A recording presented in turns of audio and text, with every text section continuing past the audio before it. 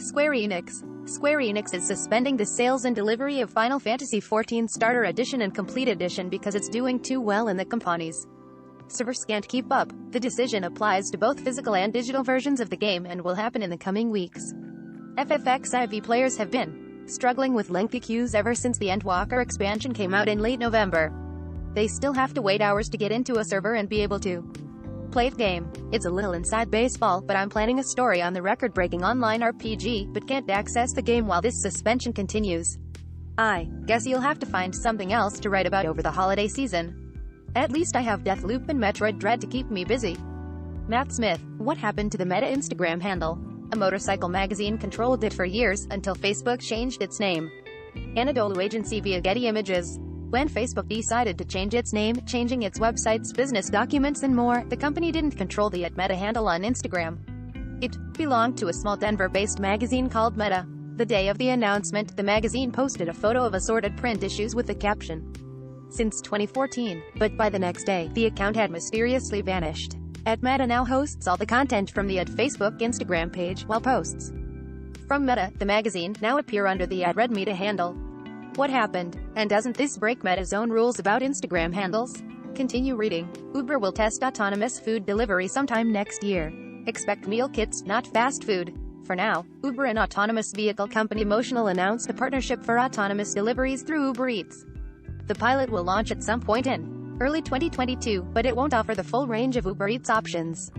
Instead, customers will be able to pick from a curated set of meal kits from select restaurants. The joint venture isn't entirely driverless either. A Motional spokesperson told Engadget, "We will be launching the service with safety operators present in the vehicle. Meal kit deliveries will be in Santa Monica, California, to start, where a large portion of Motional's team works."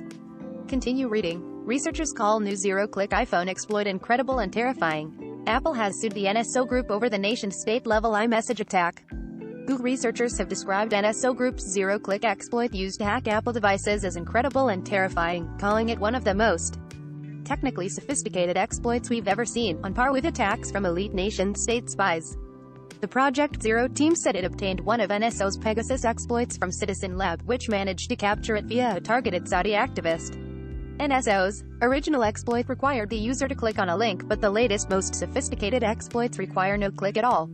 Called forced entry, it takes advantage of the way iMessage interprets files like ifs to open a malicious PDF file with no action required from the victim.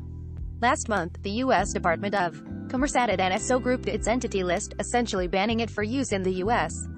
Continue reading. Arrival offers an early look at its first electric car, made for ride-share drivers but not a taxi. Arrival is a UK-US startup that wants to revolutionize the design and manufacture of electric vehicles. Its first sales pitch is the Arrival car, designed for stand foremost for ride-share drivers during their working day. "We've got an exclusive first look, but is it just me or does it remind you of the Johnny Cab from Total Recall?" Continue reading. The biggest news stories you might have missed. Google makes it easier to spot price drops in Chrome. Engadget. Apple releases Swift Playgrounds 4, letting budding iOS developers create on iPad. Meta says 50,000 people were targeted by surveillance for hire companies. The Mac Mini M1 with 16 GB of RAM is $100 off right now. TikTok is testing a desktop live streaming app.